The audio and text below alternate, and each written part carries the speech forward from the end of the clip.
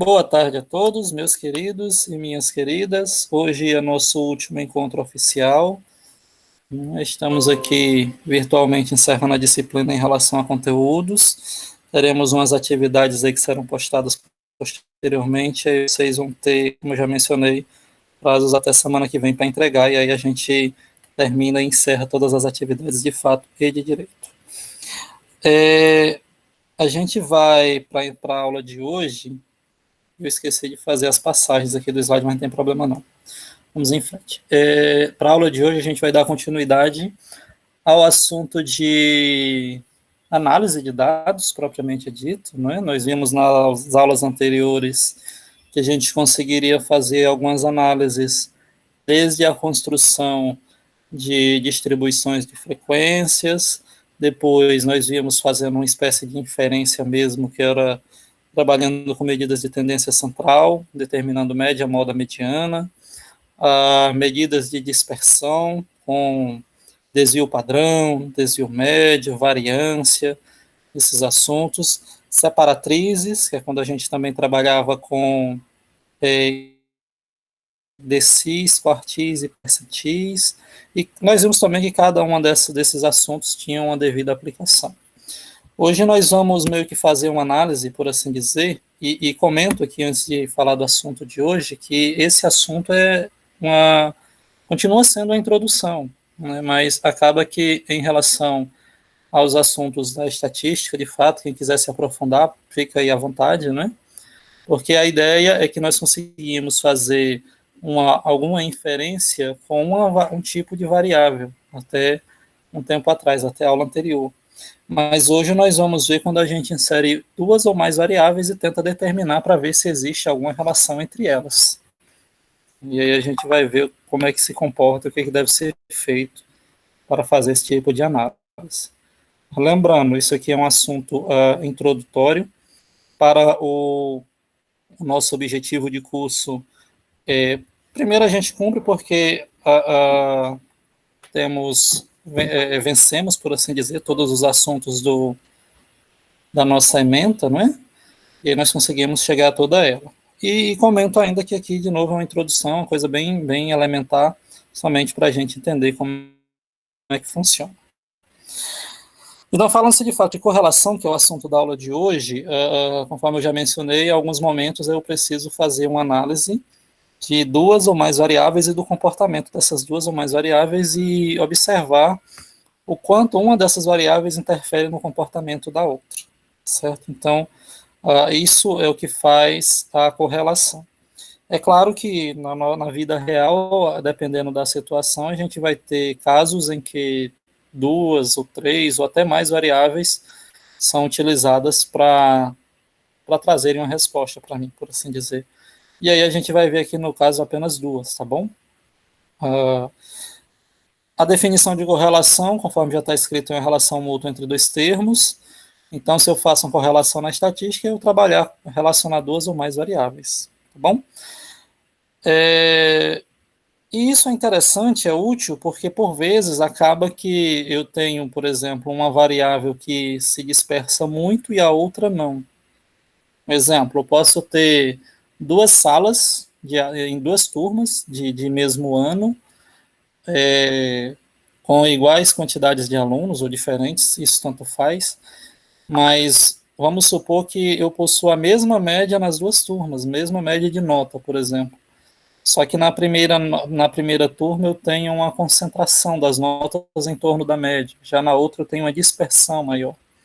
Então, esse tipo de análise que é feita na correlação, ela vai me ajudar a trazer inferências e respostas que são suficientes para mim decidir o que pode ser feito, certo? E isso pode acontecer.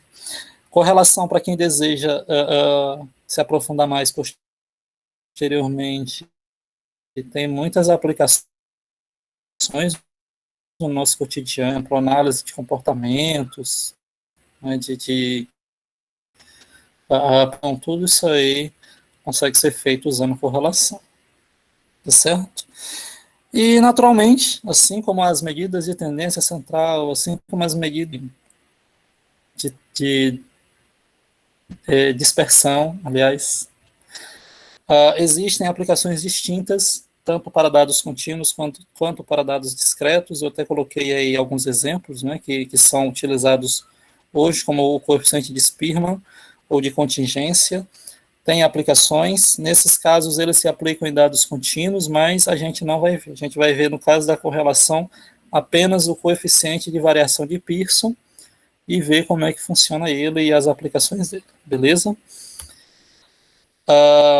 Aquilo que eu falei, não ficou bem legal. Mas enfim, vou colocar aqui um exemplo só para a gente entender como é que funciona essa espécie da correlação, tá bom? Deixa eu só ver aqui se vocês têm alguma dúvida, alguma pergunta, ainda não? Ótimo. Um professor de estatística, ele fez uma prova para 6 alunos, para seus 6 alunos, numa turma, e numa dessas provas ele colocou assim, olha, diga quanto tempo você dedicou, você estudou antes da prova, né? Para ele fazer tipo uma correlação entre a ideia do tempo de estudo e a nota que a pessoa tirou. Então veja que aí eu tenho duas variáveis, por exemplo, o primeiro aluno estudou 3 horas e tirou um 5, o segundo aluno estudou 8 horas e tirou um 8, o segundo aluno estudou um 4, o outro estudou 1 hora e tirou 3, o outro estudou 10 horas e tirou 9, outro estudou 6 horas e tirou um 7, certo? Então vejam que aí a gente consegue, a ideia do professor é a gente tentar mostrar que quanto maior o tempo de estudo, teoricamente, melhor vai ser a sua nota. Pelo menos é a ideia, tá certo? E aí eu consegui fazer a construção desse gráfico formando pares ordenados, certo? Formando aí pares ordenados, nada mais vai ter do que o 3. A minha abscissa vai ser o tempo de estudo, como se eu estivesse fazendo um gráfico de uma função do segundo, nem de uma função simples, né? E a minha ordenada vai ser a nota. Então, eu vou ter a abscissa 3, ordenada 5, a abscissa 8, ordenada 8, aqui em cima. A abscissa 2, ordenada 4, a abscissa 1, ordenada 3, e assim por diante, certo? Então, x vai ser a minha variável de estudo e y a minha variável nota. Beleza? Até aqui bem simples. A ideia, queridos, nessa correlação é que vocês conseguem ver que faz uma espécie de linha, né, uma coisa retilínea. E a ideia, a gente vai ver nesse exemplo específico, que a gente vai com ele até o final, nós vamos conseguir enxergar que, obviamente, existe uma forte, inclusive, de novo, quanto mais tempo você estuda, maior, melhorada vai ser a tendência de ser a sua nota. Isso aqui não é indireta para vocês, tá? Só para o exemplo que eu achei e quis trazer aqui para a gente. Antes da gente voltar para falar de correlação do exemplo, né, e ver as aplicações, obviamente aqui é um exemplo hipotético, mas existem outras aplicações, certo? E aí a gente olhando as aplicações, a ideia é que a gente consiga observar as variáveis e conseguir questionar para ver se existe algum tipo de relacionamento entre eles, né? Se um influencia no outro ou o contrário, né? No caso aqui do exemplo que a gente viu, é fácil ver, fazer que nem dizia meu professor lá da pós-graduação, aquilo que eu disse, que quanto maior o tempo de estudo, maior a nota que a gente tira, tá certo? E aí fica o questionamento, existem outros tipos de relacionamento entre duas ou mais variáveis quantitativas? Obviamente existem, e aí a gente vai tentar fazer uma coisa da matemática, que é um novo conceito, que é o conceito de covariância, certo? Então, como eu disse, a gente vai trabalhar com apenas duas variáveis, poderia se generalizar isso aqui para mais, mas a gente vai focar apenas com duas e ver como é que funciona. Então, eu tomando duas variáveis quaisquer, x e y, identificando elas como esses termos, nós sabemos inicialmente, já vimos que a variância é uma medida de dispersão em torno da média, né? Então, a covariância vai ser também uma medida, uma estatística que vai apresentar um resultado que vai trazer o grau de linearidade entre duas variáveis. E assim, a gente consegue construir, por assim dizer, um gráfico, e a partir desse gráfico nós podemos identificar o que a gente chama de gráfico de dispersão, que a gente até vai ver lá no final, tá?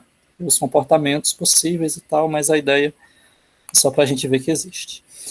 Para quem não lembra eu imagino que alguns aqui lembram, a fórmula da variância era sigma ao quadrado, aqui eu botei um y, porque a gente vai estar focado na minha variável y, então não vai mudar em nada. As observações menos a média das observações ao quadrado, lembrando que eu vou estar somando tudo isso e tirando a média de n, beleza?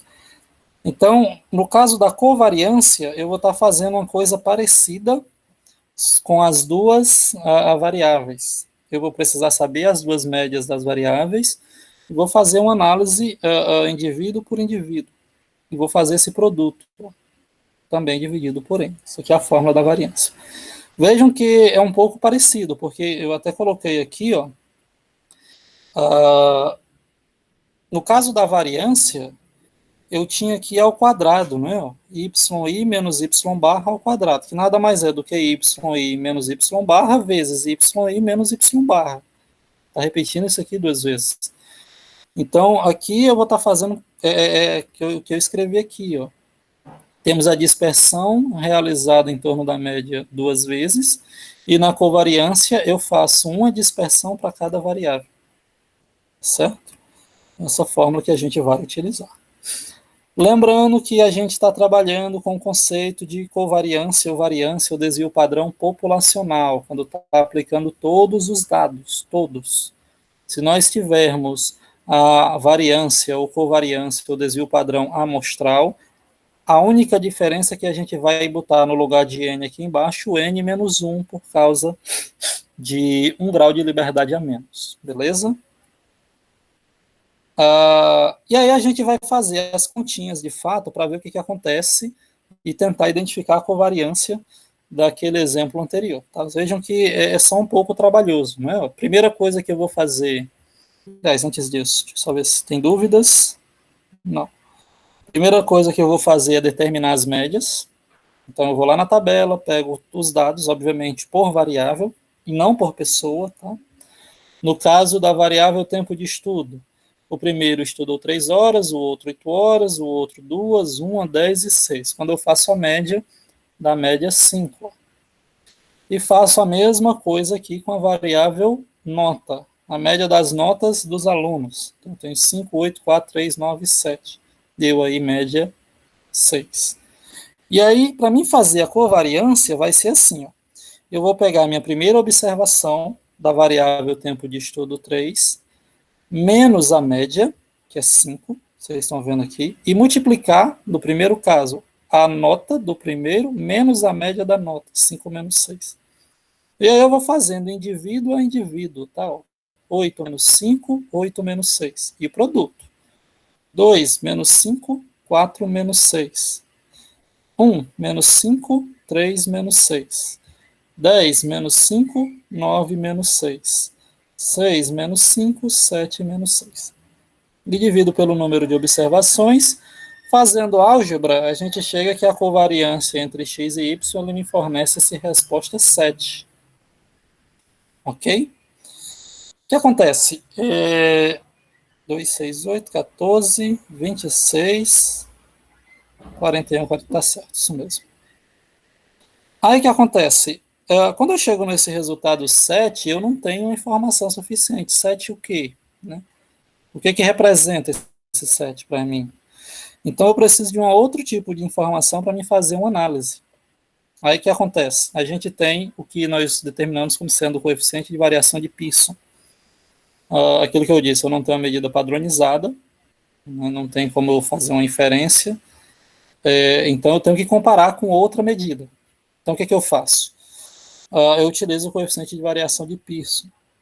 Nada mais vai ser do que eu relacionar a covariância com os dois desvios padrões. O desvio padrão da variável x multiplicado pelo desvio padrão da variável y. Então vejam que isso aqui dá algum trabalhinho. Você vai precisar calcular a covariância, calcular o desvio padrão de um, calcular o desvio padrão de outro. Certo? Naturalmente, obviamente, nessas continhas aqui a gente não vai fazer na mão, né, principalmente para quando tem muitas variáveis, mas a ideia é nós só entendermos como é que funciona, beleza? E aí, a gente tem a análise de resultados, tá bom? O que acontece? Se esse meu R for igual a 1, a gente vai dizer que as variáveis são perfeitamente correlacionadas de forma positiva. A gente vai ter um gráfico do comportamento, vamos já ver como é que fica esse gráfico. R igual a menos 1, as variáveis são correlacionadas de forma negativa, e se R for igual a 0, elas não se correlacionam entre si. Então, o que acontece também? Mesmo que não dê esses resultados específicos, ou 1 ou menos 1 ou 0, a gente tem a seguinte situação: quanto mais perto do 1, mais forte será a correlação entre as duas variáveis. Ou isso em sentido positivo, né? E quanto mais perto for do menos 1, o R, mais forte será a correlação, agora em sentido negativo. E se for perto do zero, tanto em sentido positivo, mais fraco vai ser a correlação entre as variáveis. Beleza? E se eu estiver tratando em relação à amostra de dados, né? Lembra-se que eu vou ter que modificar a covariância, vai ser a covariância amostral. O desvio padrão aqui, a gente muda lá de sigma para S, vocês lembram que tem que mudar para N-1 lá na fórmula, né? Tanto da variável X quanto da variável Y. E aí a gente modifica essas informações aqui. Ah, importante e óbvio, né? Se eu estiver trabalhando com duas medidas, com duas variáveis, é óbvio que eu preciso tomar as medidas a amostra de mesmo tamanho. Por mais que, por exemplo, eu tenha populações diferentes, para mim fazer essa análise, eu preciso tomar amostras do mesmo tamanho, que é meio evidente, tá certo? E aí aquilo que eu coloquei, SX e SY são os respectivos desvios padrões de X e Y, das variáveis X e Y, e N-1 a gente escreve por causa da perca do grau de liberdade. E aí vamos fazer conta. Né? No exemplo que a gente fez, a gente já tinha, para calcular o coeficiente de variação, nós já havíamos determinado aqui a covariância de X e Y, tá certo? E aí a gente vai fazer o desvio padrão de cada uma das variáveis. Notem que 5 era a média, que eu já havia determinado. Então, para mim achar o desvio padrão, eu já vou colocar aqui direto, sem precisar calcular a variância, é só colocar a raiz, né? E aí eu vou fazendo contas, ó, 3 menos 5 ao quadrado, que é a primeira observação, menos a média ao quadrado, segunda observação, menos a média ao quadrado, e assim por diante. Quando eu faço álgebra, eu chego aqui que o meu primeiro desvio padrão é 3, o desvio padrão da variável x, resposta 3. E no caso da variável y, a mesma coisa. A média é 6, pego cada uma das observações e vou multiplicando, e aí a gente chega aqui na resposta desvio padrão 2,160, aproximadamente, tá? E finalmente, para mim saber o valor do coeficiente, basta eu pegar a fórmula, que era o valor da covariância entre as duas variáveis, que a gente já tinha feito, que era 7, e esses dois desvios padrão, não sei como é que é o plural, e faz o produto entre eles, certo? E aí a gente chega nessa resposta, 1,0801. Eu comento aqui só uma informação. Na hora que eu estava fazendo o slide, eu achei essa resposta incorreta. Tá? Esse valor não é para dar maior que 1. Aí você diz, professor, por que você deixou 1,08 aí? Primeiro, só para comprovar que existe uma relação muito forte entre essas variáveis, né? É aquilo que eu já havia mencionado, consigo comprovar com essa informação que quanto mais tempo de estudo, maior vai ser minha nota. O contrário também é verdade. Mas a segunda razão é porque eu revisei cada continha dessa daqui e não achei erro, queridos. Né? Eu não achei os erros aqui de jeito nenhum. Fazer o quê? Mas eu posso testar depois. E aí a gente vai só visualizar aqui, para praticamente, a gente vai ter só outras duas coisinhas para fechar aqui nossa aula. Os possíveis diagramas que a gente encontra à medida que faz a análise de correlação, tá? Diagramas de dispersão. A gente pode ter um diagrama linear. É claro que, óbvio, queridos, quanto mais dados, eu não vou conseguir formar uma reta. tá certo? Eu não consigo formar uma reta perfeita, isso é praticamente impossível, tá certo? Mas a gente consegue, meio que, entre aspas, visualizar uma reta nesses dados. É tanto que a gente tem um assunto que é praticamente continuidade, mas a gente não vê, porque não está na ementa, inclusive, o conceito de regressão linear. Então, a ideia aqui era que eu conseguiria construir uma reta, passando aqui por dentro, por assim dizer, que englobasse todos os dados. Eu obtivesse pelo menos uma aproximação. Vejam que aqui nesse meu segundo gráfico eu tenho uma dispersão não linear, e nesse terceiro gráfico também não linear. E a ideia é que a gente consiga ter dados lineares, tá certo? Opa. E aí a gente faz uma análise dos diagramas de dispersão à medida que a gente tem o coeficiente de variação de Pearson, tá? Se eu tiver, por exemplo, aquele R próximo de zero, olha como é que fica o meu comportamento aqui da minha dispersão de dados. Ó. Eu tenho uma correlação muito fraca, tanto em sentido positivo quanto em sentido negativo. E aqui a gente associa os conceitos que nós tínhamos lá de função afim. Né? Não sei se vocês lembram, no caso da correlação positiva, será a mesma coisa se eu tiver uma função crescente, uma função afim crescente. No caso da correlação negativa, uma a função afim decrescente. E a ideia aqui, no caso da positiva, é que assim, as variáveis crescem ao mesmo tempo, ou seja, à medida que uma variável cresce, a variável que tiver na abscissa, a y também cresce. Um exemplo comum vai ser o que a gente viu, acabou de ver do exemplo, na medida que nós tínhamos um aumento na quantidade de horas estudadas, maior era a nota, beleza? E aí o R igual a 1, olha como é que fica, uma situação perfeita, né? Eu tenho aqui uma situação onde a correlação é perfeita, em sentido positivo, e uma correlação perfeita em sentido negativo, tá certo? E aí, só uma coisa importante eu queria mencionar para vocês, eu acho que esse assunto, duas, né? Primeiro que esse assunto nós não apresentamos no ensino médio, você não vai conseguir ver nos livros do ensino médio esse assunto, mas era mais para apresentar para vocês que nós temos ele. E eu não coloquei aqui, mas é extremamente importante que quando nós formos fazer uma análise, nós vamos ter uma necessidade para ter uma correlação suficiente de dados de pelo menos 30 observações, certo? Eu preciso de pelo menos 30 observações para que a gente tenha uma informação suficiente para mim, certo? Dúvidas, perguntas, questionamentos? Não? Ótimo. Então, vou só mostrar aqui para vocês o que vocês vão fazer. Vão fazer a mesma coisa. Coloquei aqui numa lista de exercícios que eu vou já colocar lá no Classroom, junto com esse vídeo, tá certo? E com os slides. E aí vocês vão fazer uma análise de dados, isso aqui. Do exemplo, eu coloquei aqui como exercício, a empresa queria diminuir a quantidade de produtos defeituosos, e aí ela vai fazer algum tipo de inferência depois dessa análise, né? E aí ela pegou duas variáveis, a variável quantidade de erros e a variável horas dormidas pelo funcionário. A ideia, ela quer mostrar que quanto menos horas você dormiu, maior vai ser a chance de você produzir defeitos, por assim dizer. E aí eu coloquei aqui item a item de acordo com o que a gente fez. Ó. Por exemplo, o item A, fazer as médias da variável x e a média da variável y.